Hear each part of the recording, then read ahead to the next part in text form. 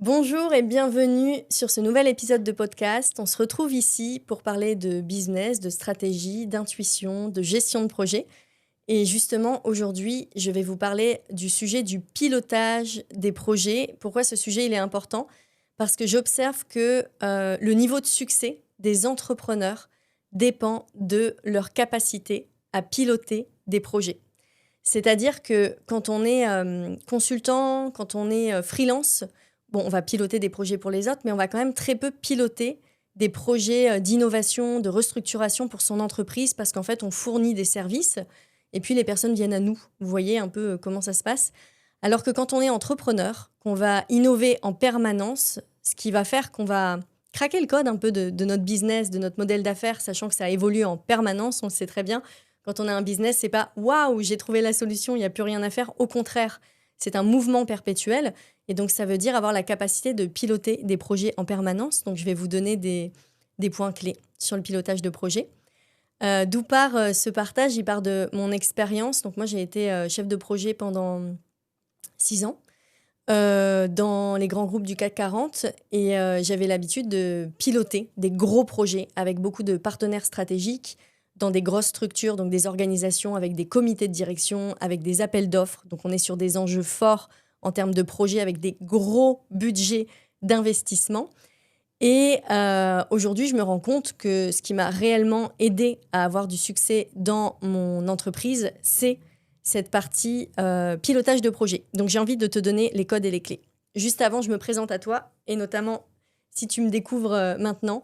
Donc, je suis Amandine Coteau, j'accompagne les entrepreneurs, les dirigeants à exceller dans leur rôle à la fois de mentor, parce que pour moi, quand on a des projets, quand on a une équipe, quand on a des clients, on a une posture de mentor, et à exceller dans leur rôle de CEO, c'est-à-dire de dirigeant. Donc de cette capacité à piloter des projets, à prendre des risques, réellement à faire des choix d'investissement et puis à fédérer toute une communauté et une équipe autour de soi. Sachant que j'ai une particularité, c'est que je suis passionnée par la liberté, le feu, l'envie de s'accomplir sans s'épuiser, d'être entourée de personnes de cœur et d'avoir un business relationnel très très fort. Enfin, moi, c'est l'enjeu. Je ne me vois même pas être entrepreneur et être épuisée par ce que je fais. Pour moi, l'entrepreneuriat, c'est une voie de réalisation, c'est une voie d'épanouissement et donc et de femme libre aussi. Il y a beaucoup ce sujet. Et donc, c'est tout ce que j'ai à cœur de vous transmettre. Et donc, ça veut dire le flow pour moi. Il est réellement, on peut l'accueillir, cet état de flow en permanence quand il y a un cadre, de la structure, de la discipline. Donc, c'est pas juste, paf, j'ai une idée, je la fais, et puis j'envoie mon idée du jour au lendemain à mon équipe et ils doivent se débrouiller. Non, en fait, c'est un cadre, une structure pour sécuriser tout le monde, pour pouvoir se déployer avec le feu, avec l'envie, avec la joie et avec ce sentiment d'être à sa place sur Terre et d'être guidé et d'être porté à chaque instant. Et ça, cette foi qu'on a quand on est entrepreneur, elle est indispensable et elle passe par la gestion de projet. Donc, c'est ce dont on va parler aujourd'hui. Ce sujet-là, on en a parlé avec mon équipe et mon équipe m'a dit « Mais il faut que tu enregistres un podcast là-dessus, Amandine, et il faut que tu expliques ce qu'il y a derrière la gestion de projet. » Pourquoi ? Parce qu'on a beaucoup de personnes qui nous rejoignent dans notre univers et qui nous disent « Moi, j'ai peur de m'épuiser. Si je lance tel projet, j'ai peur de m'épuiser. » Et donc, qu'est-ce qu'elles vont faire ? Elles vont lancer des petits projets. Et vous le savez, les petits projets, c'est sécurisant, mais quand on est entrepreneur, on ne cherche pas la sécurité. C'est-à-dire, si on fait un autre métier, je veux bien, mais quand on est entrepreneur, on cherche la prise de risque. Pourquoi ? Parce que c'est dans la prise de risque qu'il y a du gain. Si on joue petit, on récolte petit. Si on récolte petit, il n'y a pas le feu. Il n'y a pas le « Ah !» Et il faut avoir ce sentiment de ouais, vraiment, je prends un risque et je risque de perdre, en fait. Pour avoir le goût d'y aller, pour avoir le goût de la conquête, pour avoir la dalle, pour se sentir, mais dans cette énergie et j'y vais. Et ça me... Je fais un petit bruit comme ça, mais parce qu'il y a une valeur forte et fondamentale dans mon entreprise et auprès de mes clients, c'est cette notion de jouissance, qui n'est pas qu'une jouissance dans le lit, qui est une jouissance dans la vie, dans chaque endroit d'intensité qu'on va conquérir. Et ça se passe bien sûr dans les relations avec notre équipe, dans les relations avec nos partenaires, dans les relations avec nos clients et surtout dans la relation avec nous-mêmes. Comment à chaque instant je choisis... c'est pas juste la voie du plaisir, parce que vous le savez, le plaisir à court terme, ça amène pas cette jouissance en fait. La voie de la jouissance, c'est du plaisir sur du long terme, c'est du plaisir qui se construit, c'est du plaisir à partir de décisions fortes qu'on a prises, c'est du plaisir à partir de cette conquête de soi et de cette envie de se trouver, de cette envie de se révéler, de cette envie de se dire j'arrête avec le forcing. C'est un sujet que j'évoquerai dans un autre épisode. Le forcing, c'est quand... ça me touche quand je vous en parle, là, parce que c'est un sujet qui est propre aux femmes, notamment je pense que dans nos mémoires, on a cette histoire de se forcer à faire les choses. Et le coup classique que je vais vous raconter, c'est quand on se force à faire les choses, et notamment se forcer à faire l'amour.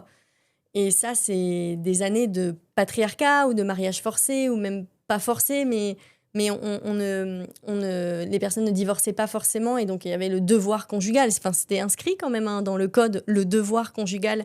Et même si on n'est plus à cette époque de devoir conjugal, Dieu soit loué, en fait, on a encore les vestiges, on a encore les mémoires à l'intérieur de notre corps et dans notre manière de piloter notre entreprise. Moi, je le retrouve chez les femmes, de se forcer. Et donc de se dire que l'entrepreneuriat est maltraitant. L'entrepreneuriat n'est pas maltraitant, en fait. C'est une voie de réalisation personnelle, il n'est pas maltraitant. C'est la manière qu'on a de piloter nos projets et de piloter notre entreprise qui est maltraitante. Donc moi, je vous donne les codes pour sortir de ça. Et je sais qu'une femme qui se sent dans son abondance, dans le succès, dans sa jouissance, les clients viennent à elle. C'est magnétique, en fait. On le sent. Donc, à chaque fois que tu fais un projet et que tu passes par l'énergie du forcing, tu te coupes de l'abondance et du succès. Et ça, c'est important. Et moi, je ne vais pas vous dire que je suis jamais dans le forcing. Si je vous parle de ce sujet-là, c'est que moi-même, j'y suis confrontée. Je ne viendrai pas vous enseigner quelque chose auquel je ne suis pas confrontée. Ça ne marche pas dans la vie, ça. C'est ce qu'on a expérimenté nous-mêmes et ce qu'on expérimente avec nos clients pour lesquels on est les meilleurs enseignants. Donc moi, je l'observe chez moi, tous les endroits où je fais un peu un passage en force. Je suis là, Et en fait, il y a cette énergie chez moi, en tout cas, que je déploie beaucoup, déjà de regarder, de me dire, OK, là, il y a un passage en force. Comment je peux maintenir cette action et ce projet? Parce qu'il est important pour moi, il est important pour mon entreprise et je n'ai pas envie d'abandonner mon entreprise. Donc, je suis là et je tiens la route. Mais comment je fais en sorte que ce passage en force, il soit... J'allais dire le mot délicieux. Il est venu comme ça, le mot délicieux, voilà. Mais que ce passage en force, il soit déjà consenti. Je pense que c'est la première étape. Consenti. Ensuite, quand on pilote des projets, et là, j'ai un projet, par exemple, qu'on est en train de lancer, c'est un projet sur la restructuration de l'entreprise, sur tous nos process métiers, sur les tâches et les rôles de chacun dans l'entreprise. Donc, ce n'est pas les projets qui m'excitent le plus. Mais si on ne le fait pas, ça va me bloquer pour réaliser les projets qui m'excitent le plus. Ça va bloquer l'argent, clairement. Ça va bloquer ma sécurité intérieure parce que moi, plus l'entreprise est structurée, plus je suis en sécurité et plus on peut lancer des gros projets. Ça va empêcher la paix aussi de l'équipe parce que quand tout est écrit, tout est défini, l'équipe se sent bien et donc peut se donner encore plus. Et donc, je le fais et à chaque fois que je me dis « Ah, ça me saoule ce projet », je regarde et je me dis « Oui, mais regarde, connecte-toi, Amandine, à ce que ça va permettre. » Donc, je ne vous dis pas de choisir que la voie du plaisir en permanence. C'est une erreur et ça, c'est beaucoup diffusé sur les réseaux sociaux. L'entrepreneuriat, c'est que je suis dans le plaisir, je vis sous les tropiques. Et là, moi, en ce moment, je suis en Thaïlande, à Koh Phangan, je vis sous les tropiques. Donc, on pourrait avoir cette image-là, mais c'est pas ça, en fait. L'entrepreneuriat, c'est de l'engagement à chaque instant et dans des trucs qu'on n'a pas forcément envie de faire, mais c'est ce qui fait qu'on n'ait pas envie de le faire, mais qu'on le fait quand même parce qu'on est connecté à notre vision. En fait, ça fait que le passage en force ne se fait pas. C'est-à-dire qu'il n'y a pas de violence envers soi-même. Et ça, c'est un sujet qui est important. Et notamment chez les femmes, je vous invite réellement à regarder. À chaque fois, vous dites « Bon, je le fais », à vous positionner différemment. Et c'est vraiment une question de posture intérieure. Et puis aussi, parfois, on se dit « Ah, ça, j'ai pas envie de le faire ». On peut déléguer, en fait. Il y a des gens, ils adorent faire ce que nous, on n'aime pas faire. Donc, je ne sais pas si vous voyez l'opportunité d'être sur une terre avec des millions d'êtres humains et de se dire, si moi, j'aime pas le faire, il y a des gens qui peuvent le faire, en fait. C'est une possibilité. Donc, ouvrez. Et là, je vais vous donner des codes sur la gestion de projet. sur comment on fait une gestion de projet. Juste avant, j'aimerais que tu te poses la question de c'est quoi ton avantage en fait de savoir piloter un projet, de monter en compétence là-dessus. Qu'est-ce que toi tu vois comme avantage où tu te dis ouais, il faut vraiment que j'investisse sur ce sujet en termes de temps, en termes d'organisation, en termes d'argent, sur le pilotage de projet parce que c'est essentiel. Qu'est-ce que tu ressens là? Donc je te laisse juste un temps pour voir ta vie, comment elle s'organise. Peut-être que tu es en mode to-do list tout le temps, puis tu as l'impression que la to-do list, elle se termine jamais. Et que tu dis, ouais, il y a quand même un couac, quoi. Peut-être que tu te dis, je me sens épuisée, en fait. Je me sens fatiguée. Et que tu te dis, ben, il y a autre chose à faire. Il y a une autre manière de procéder. Peut-être que tu te dis, en fait, quand je délègue et que je pilote, ça ne fonctionne pas. Les personnes ne sont pas assez engagées. Je dois tout le temps vérifier est-ce que les tâches, elles ont été faites. Mes collaborateurs ne sont pas assez force de proposition. Peut-être que tu te dis, on m'invite pas assez sur des événements. Je suis pas assez recommandée. Ça, souvent, quand même, quand on n'est pas... Moi, je suis beaucoup invitée sur des sommets. Je pense que c'est dû à mon organisation, ma discipline, ma capacité à tenir mes engagements et ma capacité à piloter des projets et à être là. Donc, je t'invite à regarder le coût aujourd'hui dans ta vie de ne pas piloter les projets avec précision, assiduité, performance, efficacité. C'est ça la clé en fait, efficacité. Et c'est cette efficacité qui t'évite de te retrouver épuisé. Donc, c'est quand même une notion clé. Je ne sais pas si tu t'imagines avoir un haut niveau d'énergie. Là, au moment où je t'enregistre le podcast, j'ai dormi 5 heures, je crois, cette nuit. Alors moi, je suis quelqu'un qui dort 8 heures. C'est mon rythme. J'ai dormi 5 heures pour des raisons personnelles et je pourrais dire des raisons amoureuses. Disons-le comme ça. Et en fait, je sens qu'aujourd'hui, j'ai moins de clarté mentale que d'habitude. Et donc, ça porte atteinte à ma performance. Et donc, je me dis... en fait, j'aime bien vivre ces moments-là de temps en temps parce que je me dis, mais c'est tellement indispensable d'investir sur notre capacité à piloter des projets et être dans une justesse. Sinon, on s'épuise et donc, en fait, on va s'empêcher. On va se dire, ah non, je vais pas lancer ce projet qui est énorme, même s'il m'excite à fond, sinon je risque d'être épuisée. Et ça a un coût parce que c'est que les projets qui vous excitent, qui vont vous apporter un maximum de succès. Avant de te partager la méthode que je propose en termes de gestion de projet, j'ai envie de rajouter un point essentiel. C'est que j'entends beaucoup d'entrepreneurs se valoriser, d'avoir un nombre infini d'idées et dire « oui, mais j'ai plein d'idées, je comprends pas pourquoi ça marche pas ». Il y a un entrepreneur que j'aime beaucoup suivre, j'aime l'entrepreneur qu'il est, son audace. C'est un enseignant pour moi de dingue dans tout ce qu'il fait. Très polémique, mais en fait, voilà, les plus grands génies sont tous polémiques, donc c'est comme ça. Et il dit, Oussama Ammar, il disait, je me souviens, quand j'étais il y a 10 ans, dans le milieu des startups, j'avais fait sa formation en 2014, il disait, ce ne sont pas... les idées n'ont aucune valeur en entrepreneuriat. Et si une idée avait une valeur, on pourrait la breveter. C'est-à-dire qu'on pourrait déposer son nom sur une idée. Mais non, on peut que déposer son nom sur quelque chose qui a été appliqué, sur quelque chose qui est dans le concret. Et c'est tant mieux. Parce qu'en fait, les idées, elles traversent tout le monde, elles traversent la Terre entière. Et moi, j'ai plein d'idées. Mon cerveau fonctionne. Vous voyez, beaucoup. Il y a une sorte d'hyperactivité intérieure. Donc, des idées, ça va, j'en ai.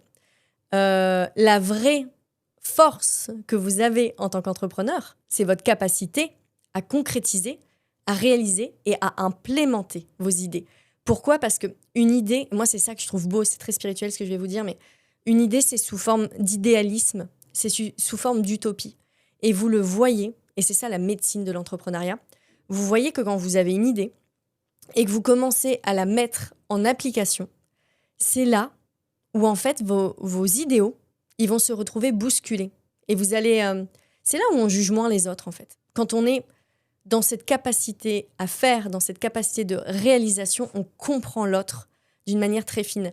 Et si je le standardise, c'est un peu comme les personnes qui disent oui, il faudrait répartir à juste titre les richesses dans ce monde, il faudrait que tout le monde puisse être égaux, etc. Vous voyez, les grands idéaux qui disent au monde comment le monde doit penser, comment le monde doit faire, mais qui concrètement ne font pas réellement de projet. Et en fait, ces personnes-là, très souvent, quand elles ont des grands idéaux et quand elles se mettent à réaliser des projets, là, elles sont confrontées.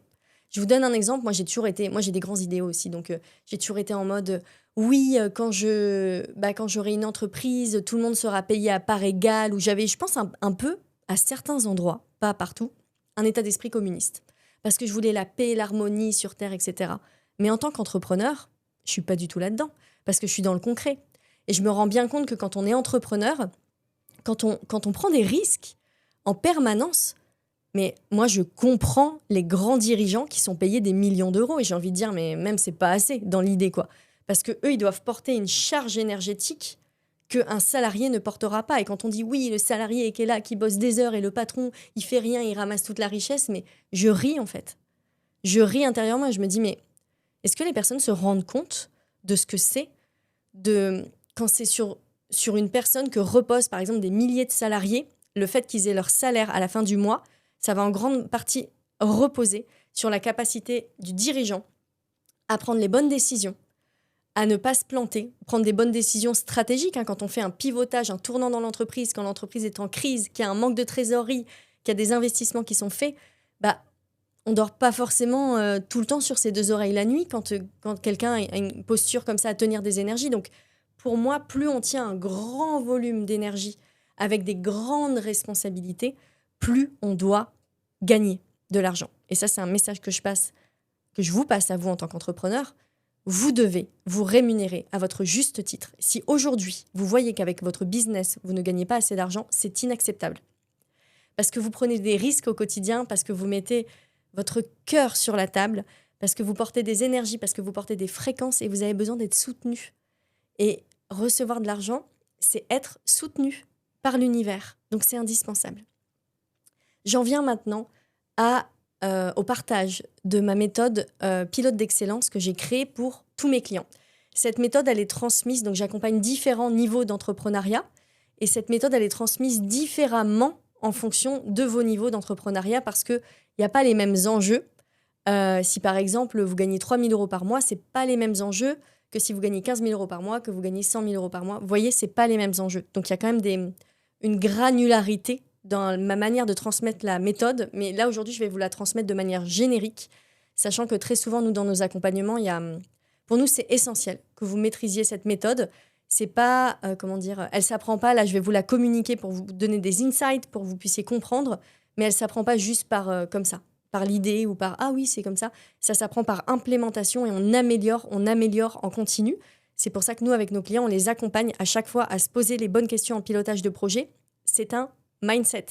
C'est vraiment un muscle de savoir piloter.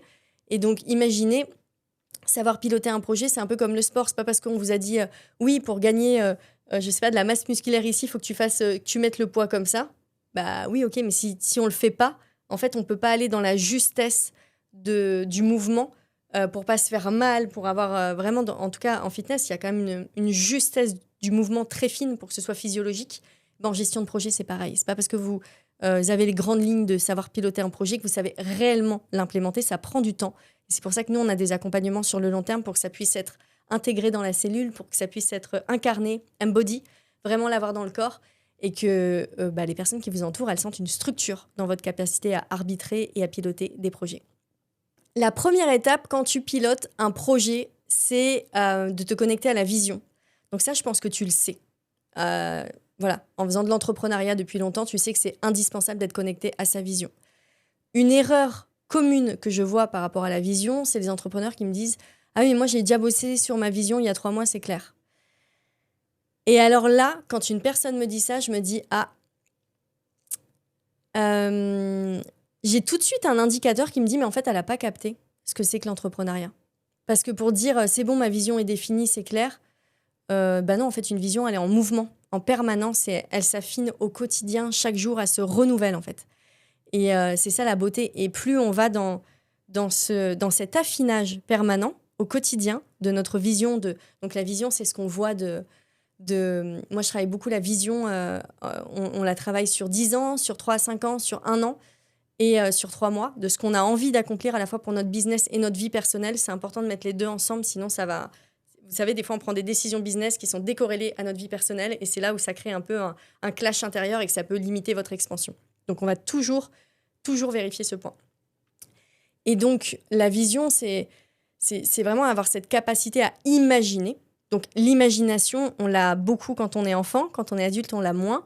Et donc, moi, dans mon rôle de coach, j'accompagne mes clients à imaginer, à se projeter vers le futur et à retirer tous les blocages, les peurs qui font qu'on n'y croit pas ou qui font qu'on se dit « Ah non, c'est pas possible » ou « C'est pas pour moi » ou « C'est trop grand ». Vous voyez, la vision, il faut qu'elle soit grande. La vision, il faut qu'elle soit vertigineuse. En fait, moi, je trouve que l'endroit où je sais que mes clients, ils ont une vision qui est juste, c'est l'endroit où ils me disent « Mais je sais pas du tout, comment je vais pouvoir l'accomplir ». Et c'est le but de la vision, en fait. C'est que la vision, elle est là. Et là aussi, d'un point de vue spirituel, la vision, elle est là pour qu'on puisse libérer des ressources et qu'on puisse se révéler en tant qu'être humain en permanence. Donc, si on a une vision et qu'on sait exactement comment aller vers cette vision, il n'y a pas de magie, en fait. Parce qu'il n'y a pas de libération des ressources, des potentiels de l'être humain, de ses trésors cachés. Donc, c'est normal, en fait, que quand on ait une vision, on ne sache pas exactement comment y aller. Ça fait partie, encore une fois, de la magie de la vie et de la beauté de l'entrepreneuriat. Et cette vision, moi, je vois beaucoup d'entrepreneurs la travailler sur le plan du mental. Donc, ils vont écrire la vision, ils vont écrire ou faire du journaling, qui est très bien, qui est déjà super et que ce ne soit pas juste du mental comme ça, mais de prendre le temps de dessiner, d'écrire.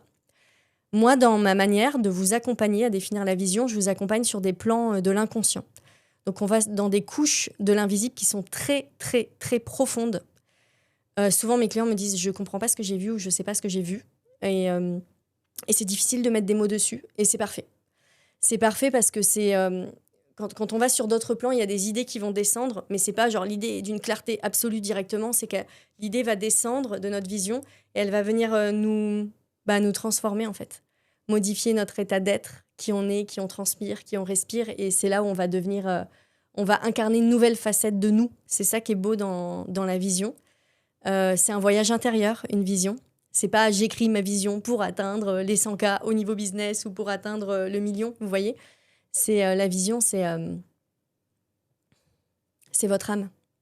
La vision, c'est votre âme qui parle. C'est vos intestins, c'est vos boyaux, c'est votre vagin. En tant que femme, une vision, elle doit vibrer dans le vagin. Les parois du vagin, voilà, on est entre nous. non, on est sur YouTube, ou sur l'épisode de podcast, mais c'est important cette précision. La vision, elle doit vibrer dans chaque cellule de votre corps. Et quand je dis de votre vagin, parce que pour moi, c'est votre chaudron magique, votre bassin, c'est une terre fertile pour libérer tous vos potentiels. Et donc, il faut qu'il y ait une vibration.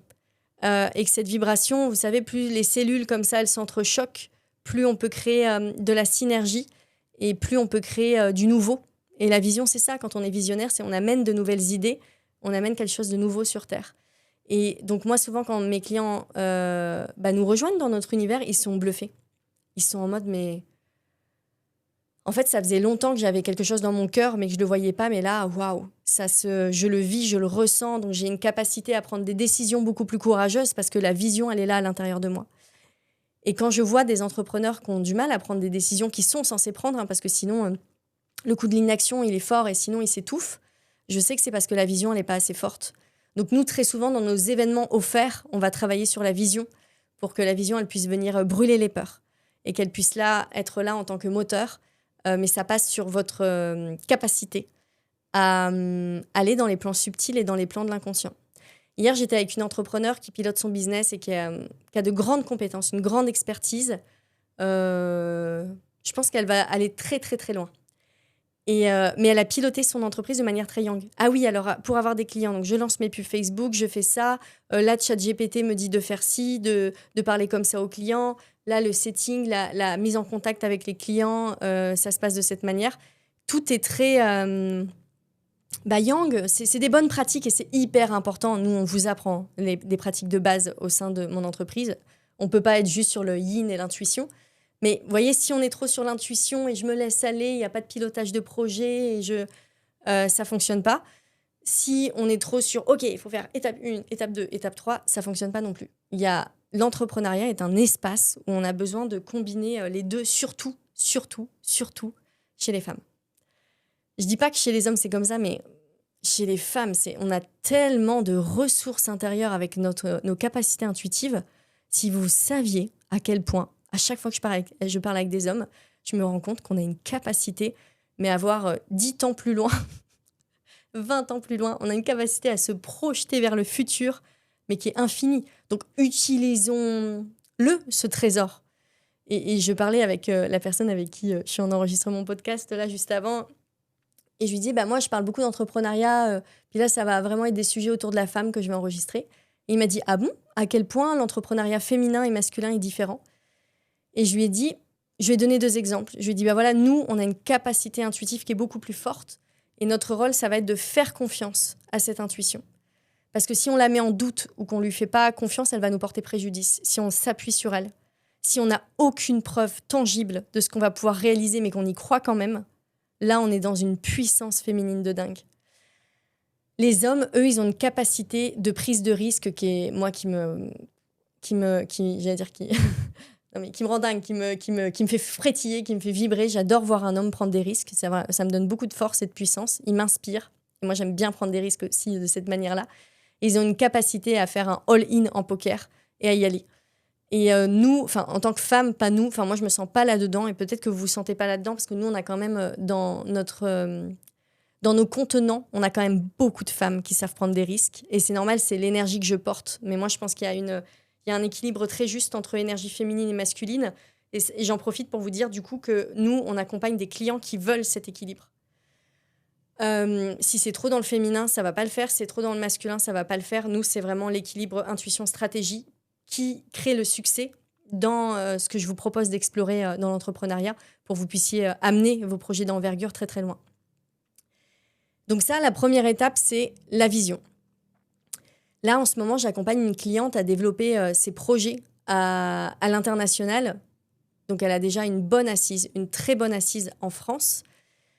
Elle a des capacités illimitées. C'est pour moi une source d'inspiration. Quand je la vois faire, je suis là, waouh! Et c'est beau, hein, quand on accompagne des clients et qu'on est là, ok, je prends des enseignements rien qu'à l'écouter parler, rien qu'à avoir son énergie et sa vibration. Donc, c'est très beau. Et donc là, je l'accompagne à s'expandre à l'international et ça passe forcément par une grande vision.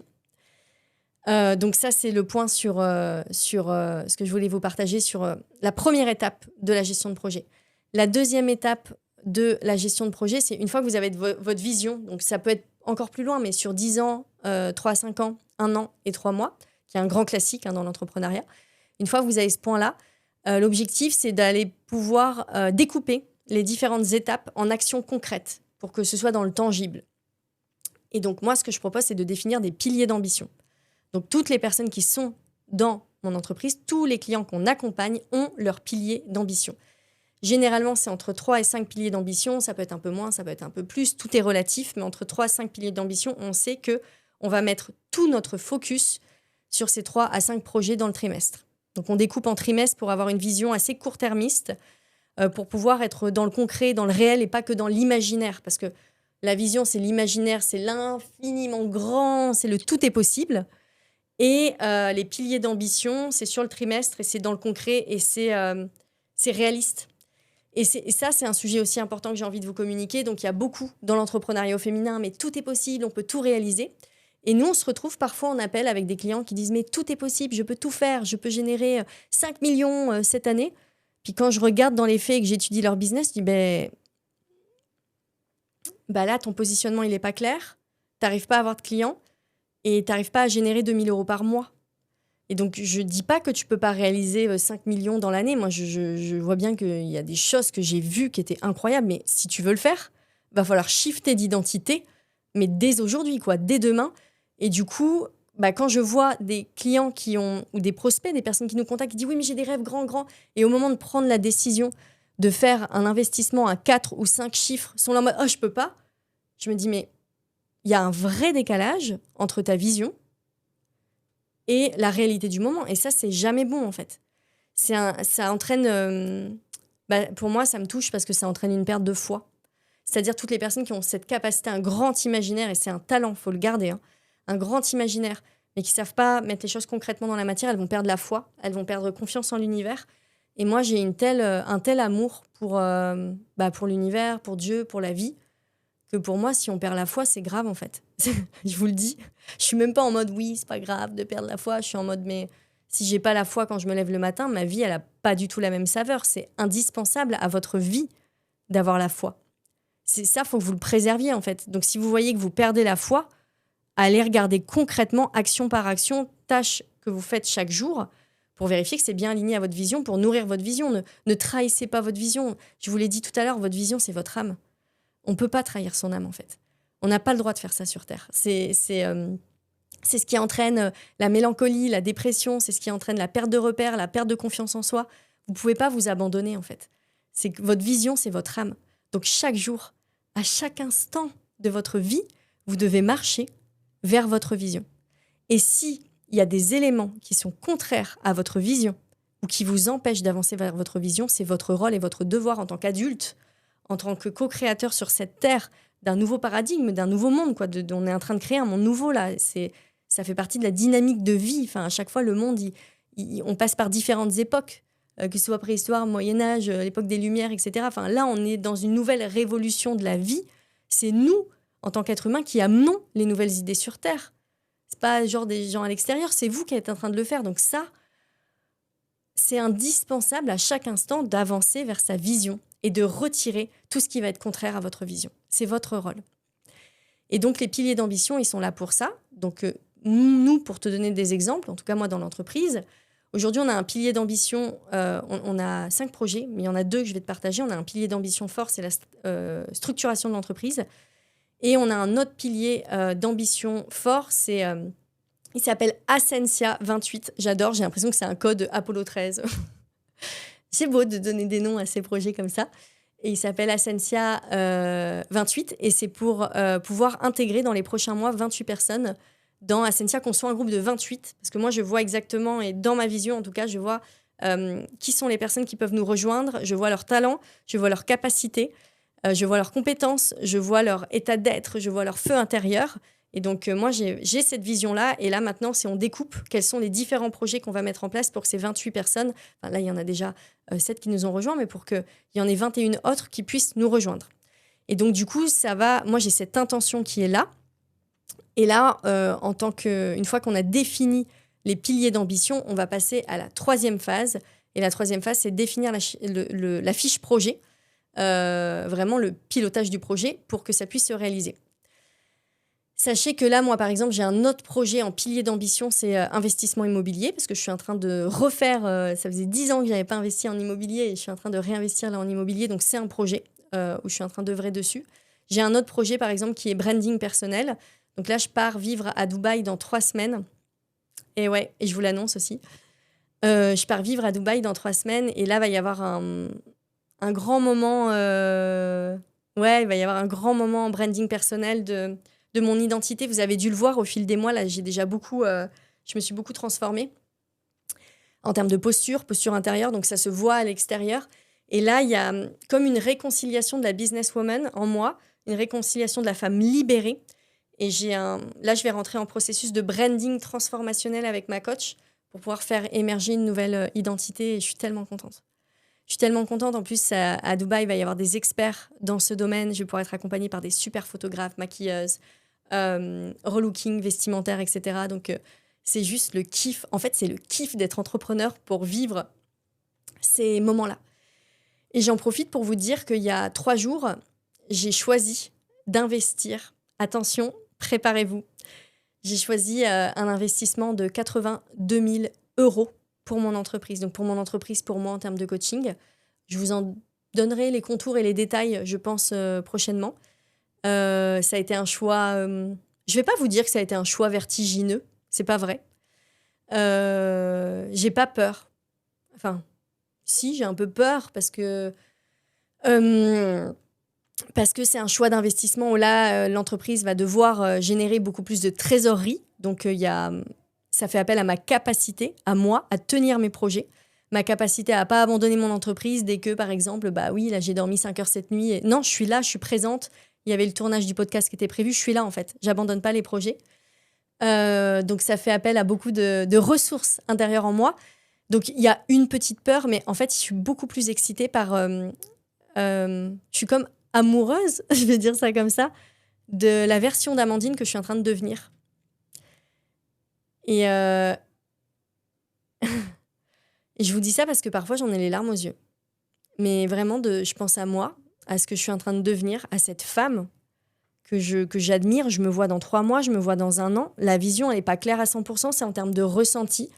Ça va, encore une fois, s'éclaircir en marchant.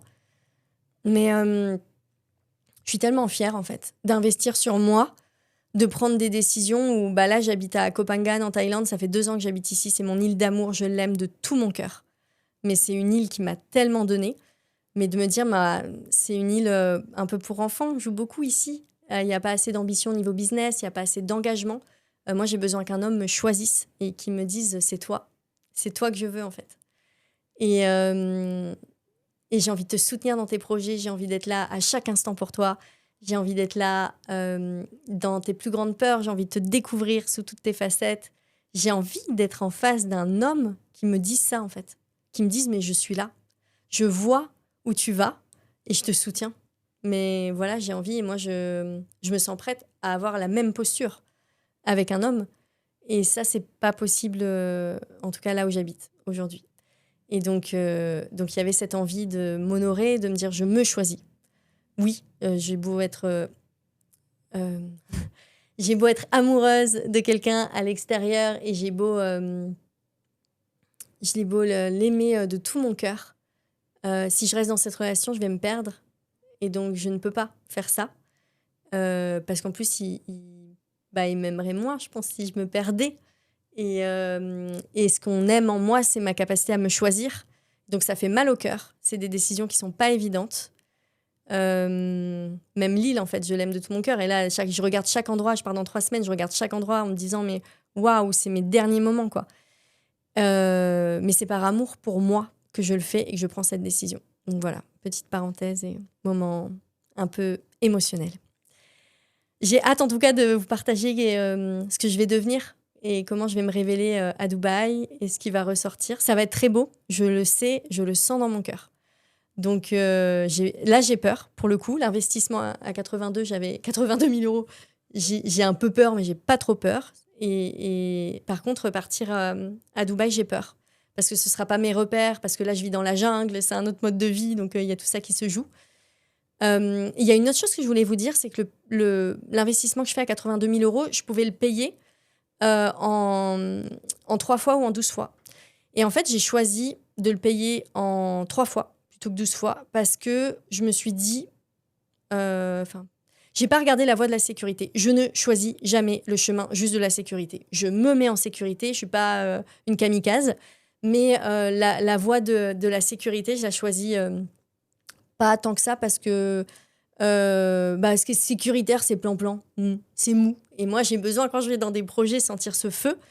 Et en fait, j'ai regardé, j'ai fait tous les calculs. J'ai demandé aussi à un ami au qui j'ai vraiment confiance, c'est-à-dire qu'il a cette capacité à me regarder et à pas me dire faut la mettre en sécurité à tout prix, ou qui n'est pas juste dans le risque, mais à me voir. Plus, il a des grandes capacités entrepreneuriales, donc je lui ai demandé pour me sécuriser, ça m'a fait du bien. Mais en fait, il m'a dit, mais tu avais déjà pris ta décision, Amandine, en fait, tu veux payer en 3 fois, parce que ça t'excite beaucoup plus. Et toujours, choisissez toujours la voie de l'excitation, parce que c'est là où moi, je sais que je vais... En fait, si j'avais choisi un paiement en 12 fois, j'aurais eu moins de succès qu'en choisissant le paiement en 3 fois.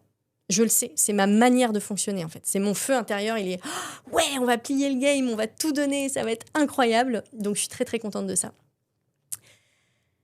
Donc là, je vous ai parlé de la première partie du pilotage de projet. Je vais vous parler de la deuxième partie. Enfin, je vous ai parlé de la deuxième partie qui est les piliers d'ambition. La troisième partie, c'est la partie faire une fiche projet, enfin, l'identité, l'ADN du projet.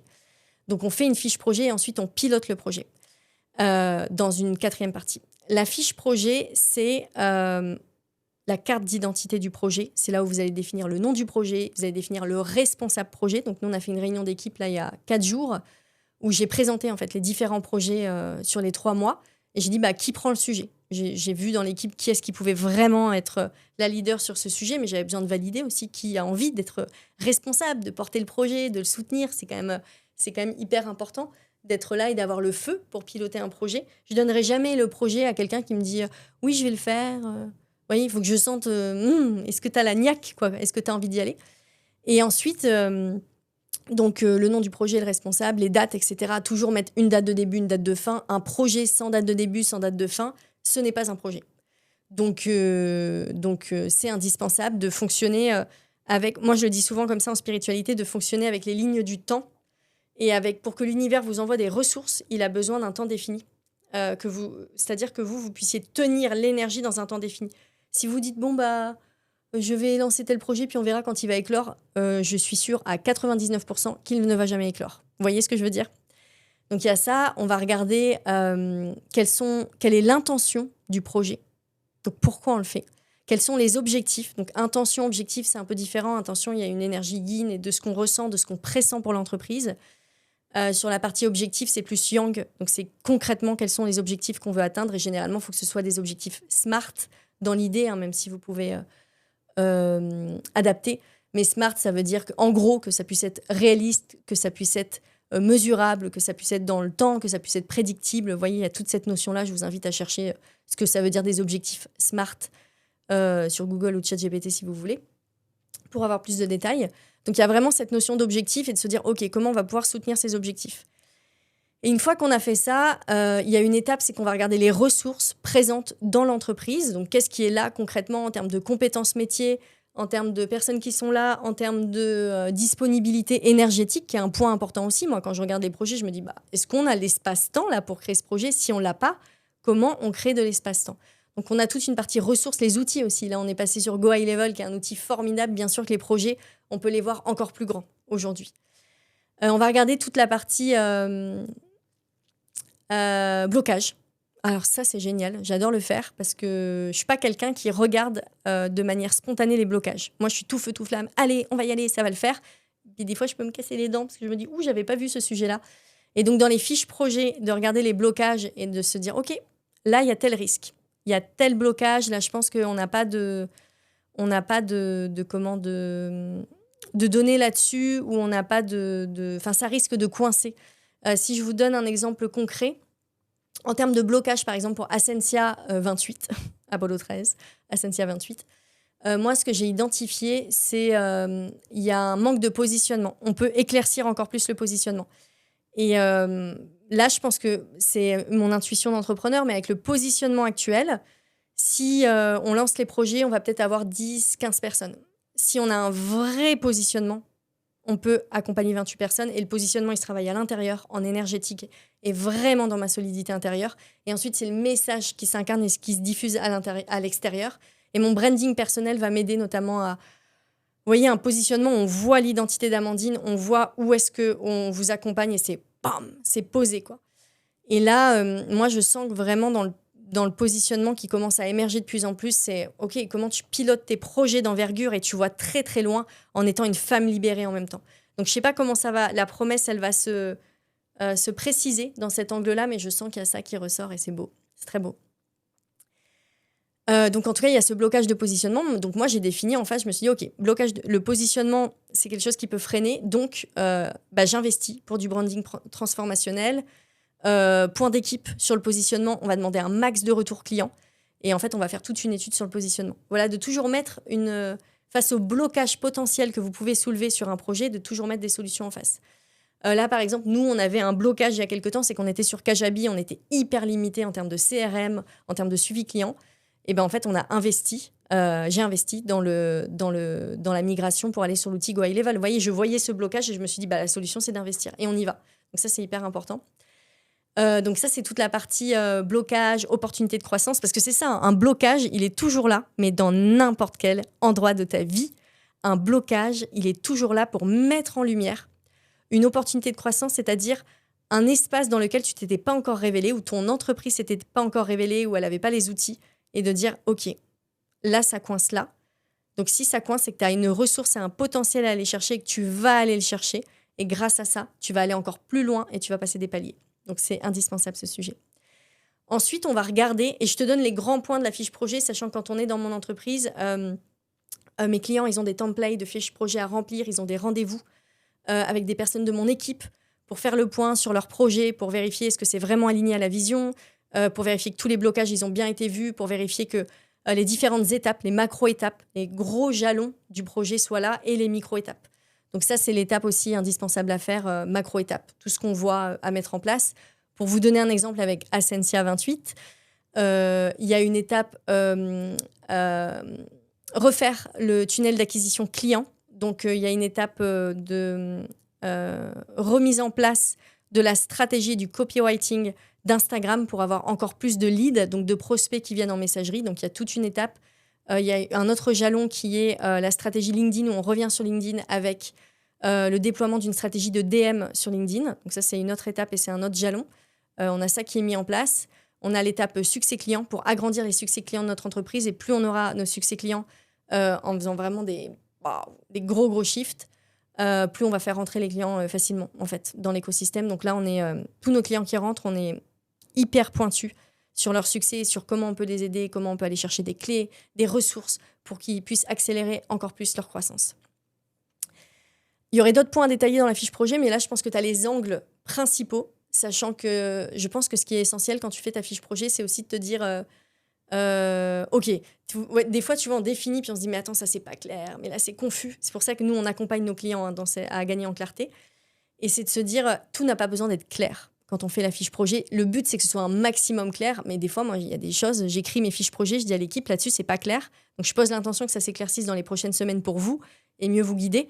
Mais pour le moment, c'est comme ça, j'ai pas la clarté. Donc, moi, je vais mettre ça en œuvre pour que ça s'éclaircisse, mais c'est pas là. Et ben, c'est OK. En fait, on avance dans cette direction. Et c'est pour ça que c'est indispensable pour moi, à la fin de la fiche de projet, de mettre un peu les 3 prochaines actions. Et dans les 3 prochaines actions, c'est des toutes petites actions que vous pouvez faire dans la semaine quand vous avez écrit votre fiche projet. C'est juste pour lancer le moteur. C'est-à-dire que quand on a défini le projet, pour pas que ça reste au placard, dès qu'on a défini les petites actions, généralement, on est en excitation, on se dit « Ah oui, j'ai contacté telle personne, il se passe ça ». Et là, ça y est, on commence à avoir la vibe du projet. Donc ça, c'est important. La 4e étape d'un projet, c'est de piloter son projet de manière agile. Et quand je dis de manière agile, ça veut dire quoi ? Ça veut dire une capacité d'amélioration continue. En fait, c'est essentiel. Des fois, je vois des entrepreneurs qui me disent « Mais j'ai lancé ça, ça n'a pas marché. » Et tu as fait quoi derrière ? Qu'est-ce que tu as amélioré quand tu as vu que là, ça buguait au niveau de l'acquisition client, ou que ça buguait au niveau de la conversion, ou que ça bug au niveau de ton message, qu'il n'est pas compris ? Qu'est-ce que tu as mis en place ? Ah, j'ai pas fait. Et c'est normal, il n'y a pas à se juger, à se dire « Ah, je suis nulle », c'est qu'on a tous besoin d'être coachés. Et moi, c'est pareil, j'ai plein d'angles morts.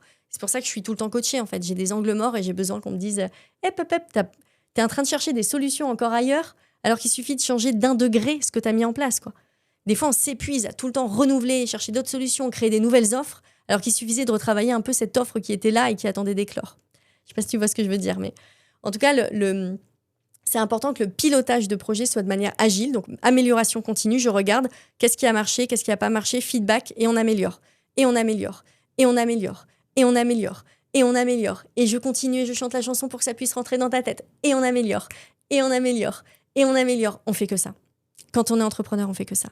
Il y a ceux qui pensent que l'idée descend et que ce truc a été mis en place et paf, ça a marché. Mais ça, c'est un mensonge.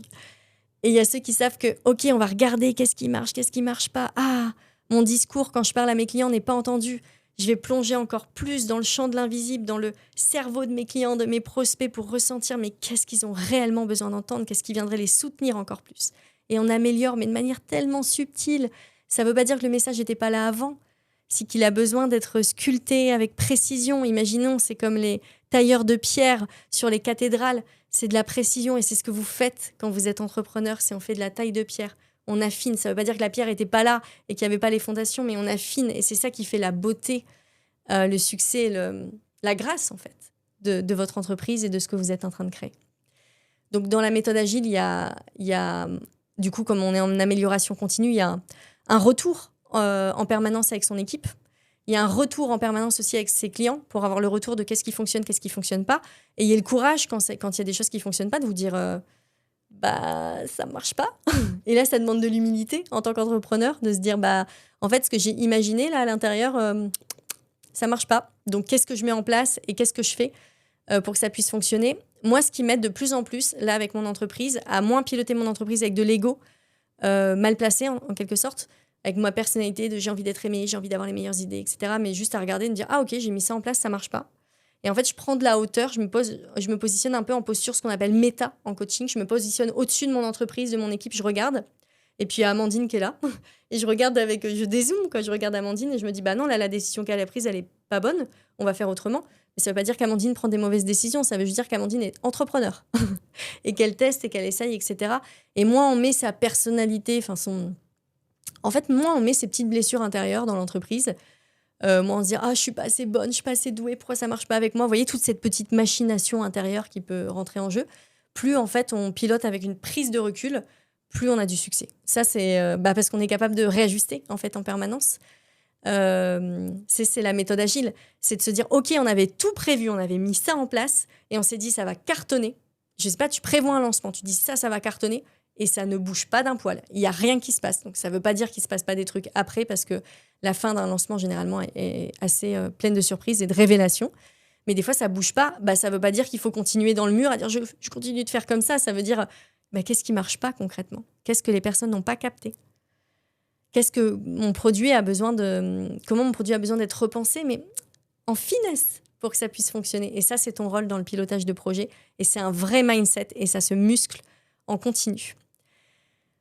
Donc voici ce que je voulais te transmettre sur le pilotage de projet, sur comment tu peux t'améliorer. Je t'invite à te poser la question ici et maintenant, à te dire, ok, je vous ai donné beaucoup d'infos, hein, j'en ai conscience, vous pouvez réécouter le podcast plusieurs fois, à te dire, ok, qu'est-ce que j'ai envie de garder en tête de ce podcast? Quelles sont les informations, j'ai envie de te dire, les 2 à 3 informations fortes que tu vas garder. Ne garde pas tout. Quand on garde trop d'informations, on ne les utilise pas.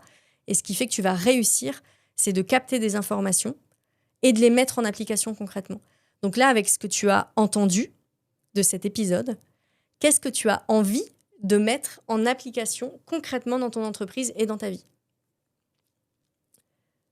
Et prends un temps pour juste peut-être respirer et ressentir. Ça fait beaucoup d'informations. On a nourri beaucoup le mental, on a nourri beaucoup le corps. Au niveau physique, ça a dû bouger là, parce que j'ai envoyé des choses. Et je travaille beaucoup en énergétique dans l'invisible, donc ça doit bouger à l'intérieur de ton corps. Donc déjà, bois de l'eau après cet épisode. Et ensuite, regarde ce qui réellement t'a touché et t'a donné envie de te mettre en mouvement et note ce que tu as envie de mettre en place. Et si tu sens que tu as besoin d'être soutenu dans la mise en place de tes projets et que tu te dis, je peux avancer 10 fois plus vite. Je peux créer 10 fois plus de résultats en étant soutenu. Contacte-moi sur Instagram. Donc, ce sera mon équipe ou moi qui allons te répondre. Mon Instagram, c'est Amandine Coteau. Donc, c'est simple, c'est mon nom. Contacte-moi pour avoir plus d'informations sur nos propositions d'accompagnement, sachant qu'on a des propositions d'accompagnement qui vont sur des accompagnements business spécifiques, très short terme, sur 1 semaine. Vraiment, pour que tu puisses en 1 semaine avancer, faire un boom dans ton entreprise, On a des accompagnements qui sont un peu plus longs, sur 6 mois, à différents niveaux d'entrepreneuriat. Notre but, c'est d'accompagner uniquement, et tu l'auras compris en écoutant l'épisode, les personnes qui sont hautement ambitieuses et qui assument leurs ambitions. Et il n'y a pas de « je suis pas sûre d'être entrepreneur, mais je veux pas prendre de risques ». Non, tu es ambitieuse, tu es all-in et tu veux y aller. Tu as des gros projets d'envergure, tu veux aligner la stratégie, l'intuition, tu as envie de te révéler dans ta posture de femme businesswoman, tu n'as pas envie de laisser de côté le côté... sexy. Et quand je dis sexy, c'est vraiment au sens noble du terme, quoi. Le côté magnétique, tu as envie d'être présente, en fait, à toi-même. Tu as envie d'avoir des projets où c'est tes rêves, en fait. Et encore une fois, comme j'ai dit tout à l'heure, c'est tes rêves et c'est ton âme. Et donc, tu es prête à y aller, tu es prête à avoir des capacités de réalisation et d'exécution, à les démultiplier, que ce soit beaucoup plus fort. Et ça ne veut pas dire travailler plus. Ça veut dire travailler mieux. Et donc, ça veut dire que tu es prête à travailler mieux. Si tu te sens dans cet état d'esprit-là et que tu te dis j'ai besoin d'être soutenue et il est hors de question que je mette mes rêves de côté. C'est là j'y vais, je suis full engagée. Donc contacte-nous. Tu as aussi des liens qui sont en descriptif de ce podcast. Donc on va voir le lien qu'on met, mais souvent on te met des liens pour découvrir nos services, pour que tu puisses creuser un peu plus sur ta vision, sur ce que tu as envie de mettre en place, sur ton entreprise. Donc profites-en pour découvrir nos services. Et puis au plaisir de rentrer en contact avec toi sur Instagram, de te faire découvrir toutes les propositions qu'on a. Et puis sans doute qu'il y aura une proposition qui matchera avec toi, avec ce que tu as envie d'accomplir. Et honore-toi. Tu as de la valeur sur cette terre. Et quand on a de la valeur, on a besoin d'être soutenu, on a besoin d'être aimé et on a besoin d'être accompagné. Donc c'est une grande preuve d'amour, d'accepter d'être accompagné et d'être guidé. Et c'est un plaisir pour moi de t'accompagner sur cette voie. Et j'ai hâte de te découvrir et de te rencontrer. Je te souhaite une merveilleuse journée, une merveilleuse soirée. Au plaisir aussi d'entendre ton retour sur cet épisode. Je vous embrasse tous. Merci de nous faire confiance. Merci pour cette formidable aventure qu'on est en train de vivre en ce moment dans mon entreprise avec toutes les nouvelles personnes qu'on accueille et qui sont engagées, full committed, engagées. Merci à vous, ça nourrit mon âme, ça nourrit mon cœur, ça nourrit celui de mon équipe aussi et de tout cet écosystème de leaders qu'on a créé. Voilà, je vous embrasse et je vous souhaite très belle soirée, très belle journée. À bientôt. Ciao.